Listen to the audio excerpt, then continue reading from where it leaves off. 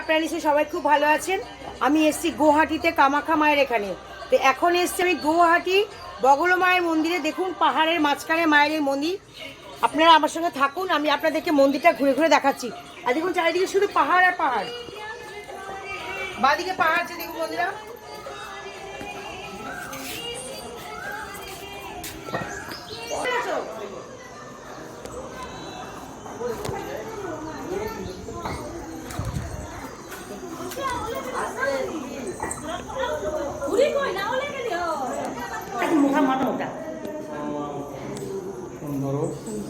নিত্যশিখা অগ্নিগর্ভা সমর্পয়ামি নিত্যশুভ।